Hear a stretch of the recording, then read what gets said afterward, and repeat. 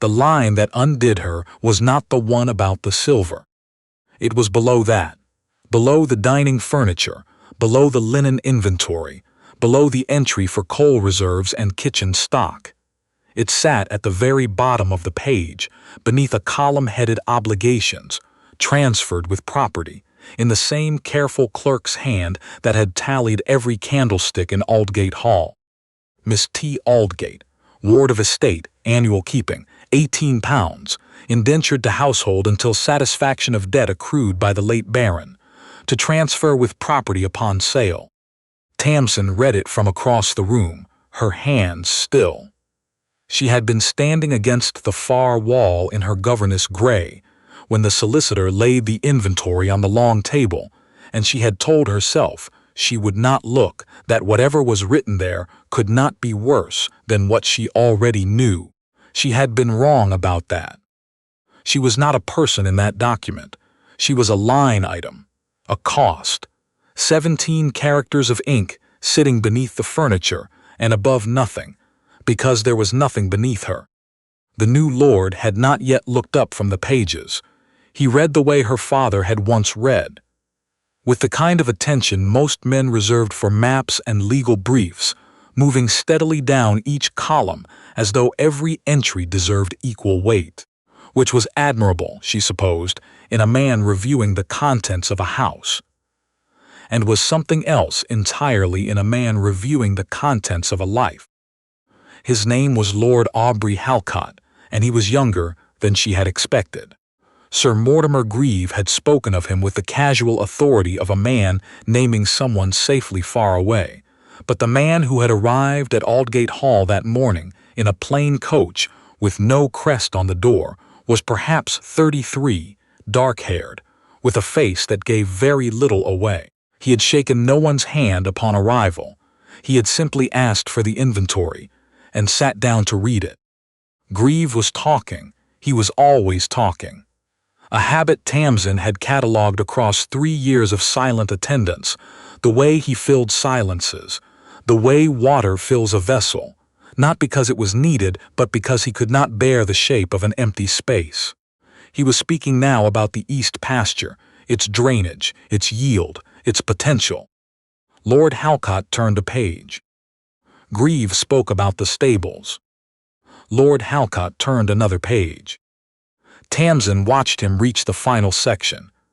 She watched his eyes move down the column of obligations, the unpaid supplier accounts, the outstanding wage arrears, the mortgage notes. She watched them slow. She watched them stop. He read the last line. And then, with no change in his expression, no sound, no movement of any kind, except the deliberate return of his gaze to the top of that entry, he read it again. The room did not go quiet, because Grieve was still speaking, something about drainage tile and the south fence. But Tamsin felt the quiet anyway, the way you feel a change in weather before the clouds arrive, a shift in pressure, a stillness at the center of things. Lord Halcott set the inventory down on the table. He looked up once, briefly, across the room, at the girl in gray standing against the far wall. Then he turned to the solicitor at his elbow and said, in a voice so level it left no room for misunderstanding, "I'll need a pen." She had come to Aldgate Hall 3 years earlier in the back of a hired cart in October, when the fields had gone the color of old paper and the sky pressed low and gray over the hills. She had been 19 years old, and she had not wept during the journey, because she had used up her weeping in the 2 weeks between her father's death. And the morning Grieve had arrived at the house with his papers and his solicitor, and his patient explanation of what she owed. The explanation had been simple. Baron Aldgate had died with significant debts. The estate, the house, the land, everything, passed to the creditors, and the largest creditor was a man named Grieve, her father's cousin by a distant branch, who had been extending him loans for years. Tamsin owed Grieve £18 annually for her keeping, against a total debt she could not touch, and the arrangement drawn up, witnessed, he said, by two men whose names she did not recognize, was that she would serve in the household until the debt was satisfied. She had been a baron's daughter the week before. She was a governess the week after, engaged to teach Grieve's two daughters their French and their watercolors, and to make herself useful otherwise. She had asked to see the papers. She had been shown something, a document with her father's name on it, and a number that made her feel ill. She had not been permitted to read it in full. In 3 years, she had learned not to ask again. She had also learned to listen. It was one of the few skills that carried across the distance between what she had been and what she was now, and she had refined it the way you refine any tool that must serve in difficult conditions. She knew, for instance, that Grieve's debts were worse than they had been a year ago. She knew that the East pasture sale had not covered what he'd hoped. She knew that the Aldgate Hall inventory had been commissioned not as a formality, but as a necessity, because Grieve needed to sell. She had not known she was on it. Lord Halcott was still in the study when the solicitors left. Grieve had gone to dress for dinner, because Grieve always dressed for dinner regardless of what was happening, a habit Tamsin had come to understand as a kind of armor. As long as the coat was pressed, nothing could truly be wrong. She was carrying a coal scuttle past the study door when Halcott appeared in the frame of it. "Miss Aldgate," he said. She stopped. It had been a long time since anyone in that house had used her name that way, with the full weight of it, the miss intact, as though the courtesy were simply owed rather than calculated. "Your lordship," she said. "Come in, if you would." She set the coal scuttle beside the door and went in. He closed it behind them, and for a moment neither of them spoke. The fire had burned low. The inventory was still on the table, and she could see from where she stood that something had been written at the bottom of it in a different hand. A firmer hand, with more ink. "Do you know what that document says about you?" he asked. "I saw the column," she said. "Obligations transferred with property." "Yes." A pause. "I want to ask you something, and I want you to tell me the truth, because what you say matters more than you may yet understand. How long have you been in this house?" 3 years, since October of 1811. "And before that?" No one had asked her that. In 3 years.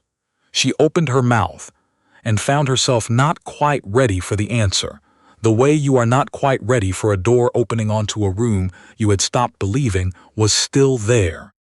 "This house," she said. "This was my father's house. I came from here. I came back here." Lord Halcott was very still. "Your father," he said carefully, "was Baron Aldgate." "Yes." "And you are Tamsin. Not a ward of the estate. Not an obligation transferred with property. You are Tamsin Aldgate, the Baron's daughter, who has been living in her own father's house as a servant for 3 years. She lifted her chin because there was nothing contemptuous in his voice, and yet old habits of pride were the hardest kind to break. "That is correct, your lordship." He turned to the window. She watched his reflection in the glass, the slight tightening of his jaw, the brief closing of his eyes. When he turned back, something had settled in his expression. Not resolution exactly, but the look of a man who has confirmed what he suspected and must now decide what to do with the confirmation. "I need to tell you something," he said. "I am going to ask you to hear all of it before you respond, because some of it will be difficult and all of it is true." She sat down without being asked, because her legs had decided before she had. He had known her father. "Not well," he said. They had met 3 times, twice at his father's house, once near the end. When Baron Aldgate had come to him with a concern he said he could not raise elsewhere. The Baron believed he was being defrauded, systematically, over years, in the management of his accounts, by a man he had trusted too long and questioned too late. He had not named the man directly. He had said only that he was frightened of what would happen to his daughter if his suspicions proved correct, and that he needed Halcott to know she existed, and where she lived, and who she was. 3 weeks later, the Baron was dead. "I wrote to you," Halcott said quietly. "When I heard, I wrote to Aldgate Hall to ask after your welfare." "No letter came," Tamsin said. "No, I imagine it didn't." He paused. "I wrote again 6 months later, and again the year after. When nothing came back, I assumed you had gone elsewhere or chosen not to reply, or—" He stopped. "It did not occur to me to come in person. I regret that." She looked at the fire. A coal shifted and settled with a soft sound. "What did you write?" she asked. "At the bottom of the inventory." I could see there was something added. He picked it up from the table and held it out. She took it and found the last line. The one Greaves' clerk had written about her. The one that valued her at £18 a year and transferred her with the linens. And below it, in a different hand. The entry above is struck. No obligation of personal servitude is valid in law or conscience, and none transfers with this estate. The individual named is a free person. Any claim against her is to be answered at law, not by this ledger. A. Halcott, 14th March, 1814. She read it twice. Then she set the paper down, because her hands needed somewhere to be. "You didn't know that when you wrote it," she said. "You didn't know who I was. You wrote it before you ever spoke to me." I knew what the line said. That was sufficient. The fire crackled. Outside, somewhere in the yard, one of the horses stamped once and went quiet. She told him about the letter. That evening, when Grieve had retired and the house had settled into the particular quiet of a place waiting to change hands. A listening quiet, as though the walls themselves had gone still. She had kept it in the binding of a prayer book for 3 years. Folded so small it was nearly nothing. She had never broken the seal. She had told herself it was because the seal was her father's, and breaking it felt like breaking him a second time. But that was not the whole of it. The truth was that she was afraid of what it might say. Afraid it was only goodbye. Afraid that if she opened it and found nothing useful, she would have no reason left to think her situation might ever change. She set it on the table in front of Halcott. He looked at it for a long moment without touching it. Then he turned it over. "This is addressed to me," he said. She hadn't known that. She had carried it for 3 years without ever looking at the outside, only the seal on the back. A groom, old, loyal, 30 years in her father's service, had pressed it into her hand the morning she was taken away and told her it was important, that it was meant for a lord in the South, but that perhaps she would need it more than the lord would. Halcott broke the seal. He read it without speaking, his face doing what it always did, giving nothing on the surface while something moved underneath.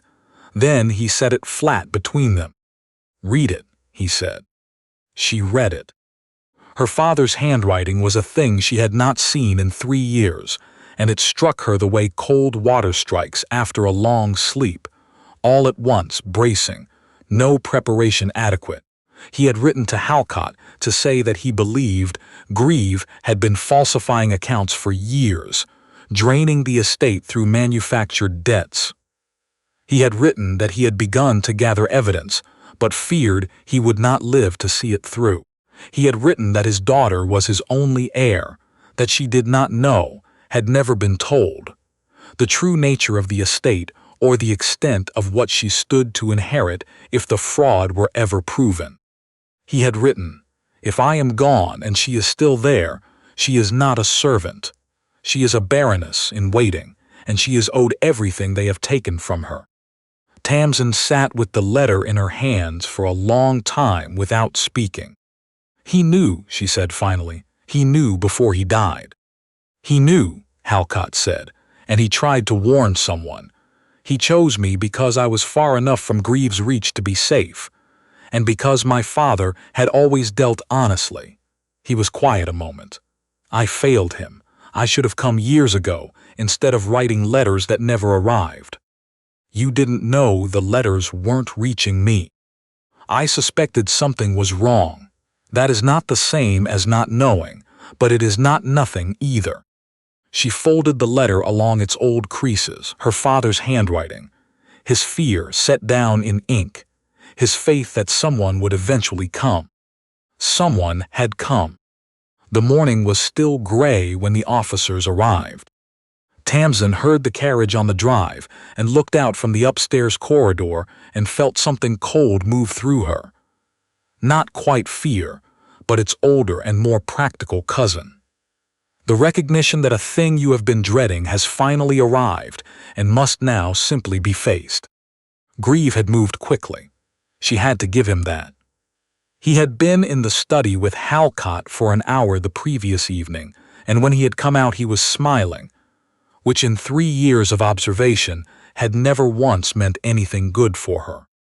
The officers were from the county magistrate's office, 2 of them, correct and unhurried, carrying a written complaint.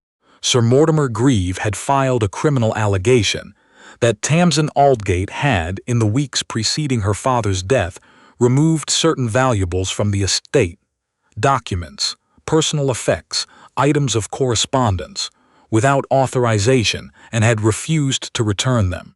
The complaint characterized her as a ward of the estate who had violated the terms of her indenture. It requested her removal to the county seat to answer the charges. She stood in the entrance hall and heard the complaint read aloud and understood with a clarity that arrived late, but arrived complete. The whole of what Grieve had built. The same structure she had lived inside for 3 years without quite being able to name it. She was property in his version, a ward, a transferable obligation, a thing whose status could be suspended and whose location could be changed by a piece of paper signed by the right man. As long as she was a thing, she could be moved. As long as she was a thing, no one need ask whether the thing had any right to object. Lord Halcott came into the hall from the east corridor. He was dressed as plainly as the day before, and he carried nothing, and his face held the same expression it had worn when he asked for the pen. Level, quiet, and in some way she was still learning to read, deeply patient, as though he had known this moment was coming and had arranged himself accordingly. "Good morning," he said to the officers. "I've been expecting you." He let them finish. He did not interrupt the reading of the complaint, did not protest, did not reach for the inventory, until the officer had folded the complaint and looked at him with the patient expectation of a man accustomed to compliance. Then Halcott went to the table by the window where the inventory had lain since the previous afternoon. He picked it up. He walked back to the center of the hall. "This," he said, "is the instrument by which Aldgate Hall and all its associated obligations passed into my ownership yesterday.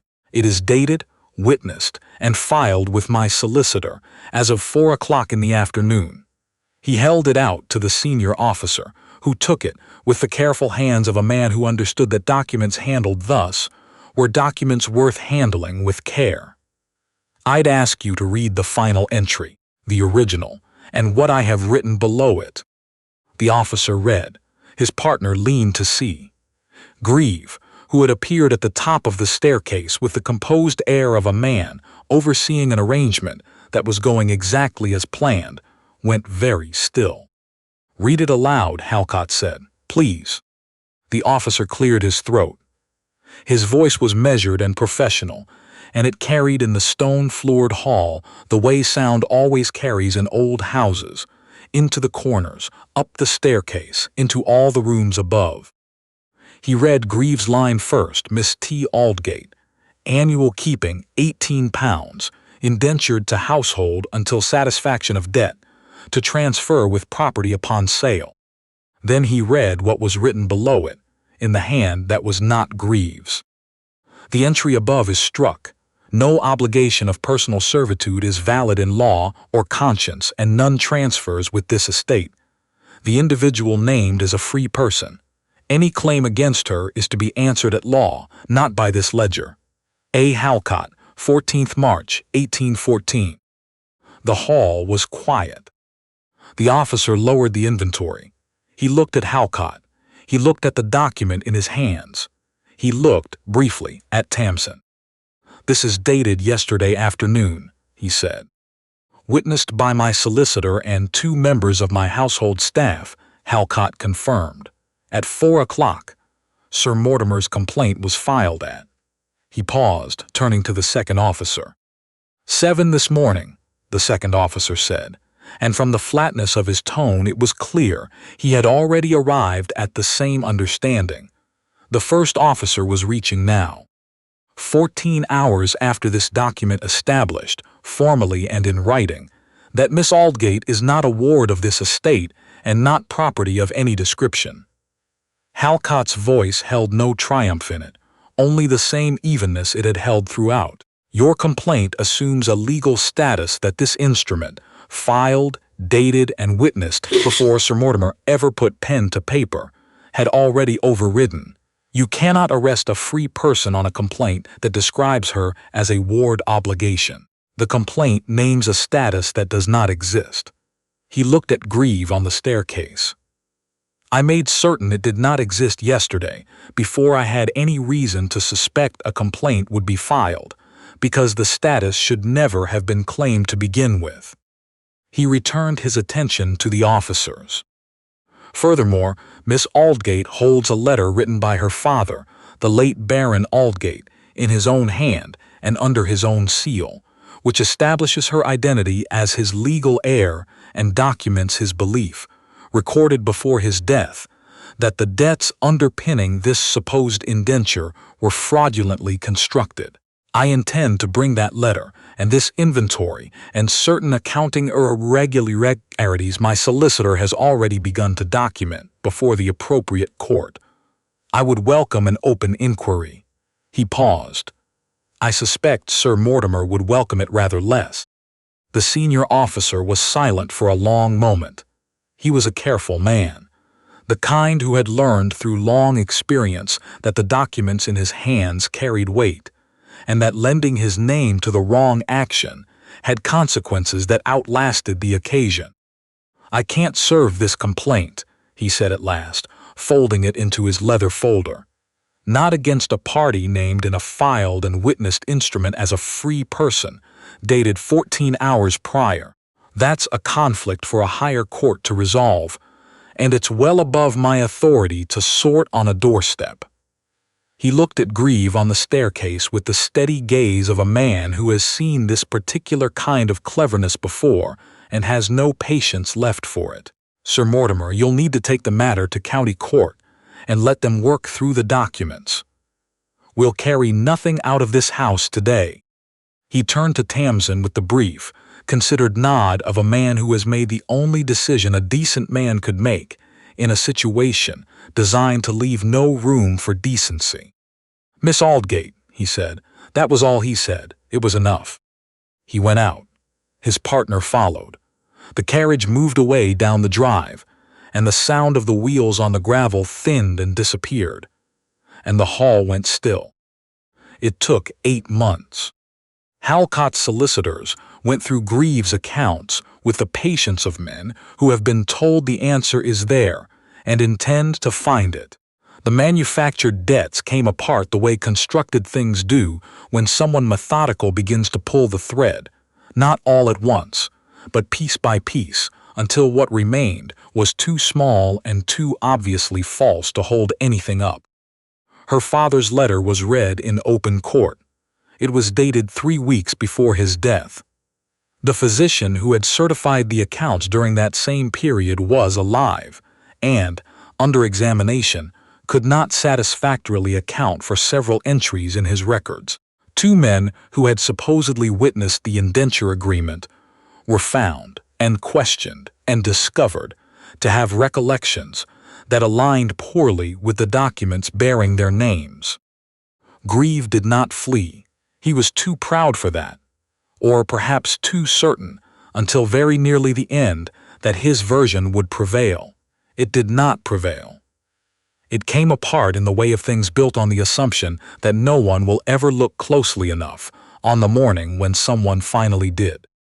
The estate was returned to Tamsin, not the diminished, debt-encumbered version Grieve had constructed, but the actual estate as her father had left it, smaller than she remembered, plainer than the stories she had told herself in the attic on cold nights, but real, solid, with her name written on the papers in a court's own hand. She kept the inventory. Halcott had suggested it, not framed, not displayed, nothing ceremonious. He had said only, when she mentioned wanting to burn it, that the worst thing anyone had ever written about her was also the thing that had saved her, and that it might be worth keeping where she could read both lines when she needed to be reminded that they had existed on the same page. She kept it in the top drawer of the writing desk in the study that had been her father's and was now hers again, in the house that had always been hers, even when she had carried coal through its corridors in a borrowed gray dress with no name that anyone in that house thought worth using. She took it out sometimes, not often, on the days when the world narrowed back toward something smaller than it had earned the right to be, when old habits of smallness crept back in through the cracks the way cold air finds the gaps in old windows. She would open the drawer and read both lines in sequence, the one that had valued her at £18 a year, and the one that had disagreed. No obligation of personal servitude is valid in law or conscience. He had written it before he knew who she was. He had read a line in a ledger and found it wrong, and he had crossed it out and written the truth beneath it, without knowing anything except what the line itself told him, which had been enough. She thought about that more than was perhaps entirely sensible. But she had also spent 3 years being sensible in a house where sensible was the only safe register available, and she was learning, slowly, with some effort and occasional encouragement, that she was allowed to be something more than that now.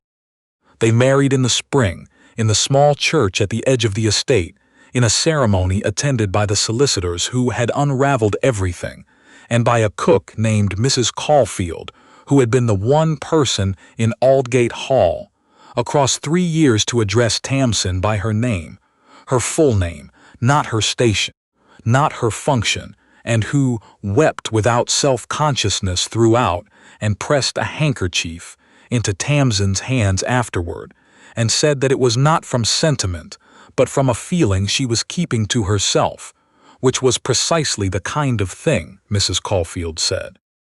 On the morning of the wedding, before she went down, Tamsin opened the writing desk and took out the inventory. She read the last 2 lines, as she always did, the bad one, and then the good one, the thing that had been done to her, and the answer written beneath it in ink that had barely dried when it changed the shape of everything. She folded it and put it back. Then she picked up the pen from the corner of the desk. Not Halcott's, her own, the one she had purchased herself in the week after the estate was returned, because she had decided she would keep one. A pen of her own choosing, a thing that was simply hers.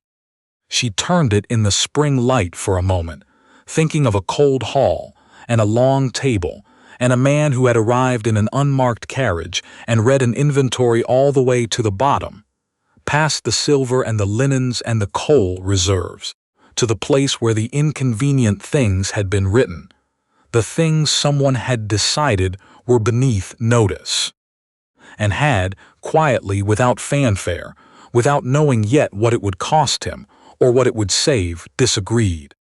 She set the pen down. She went downstairs and out through the front door of her own house, into the spring morning, into the rest of her life. No longer a line at the bottom of anyone's list, just a name, hers, written at last exactly as it should be.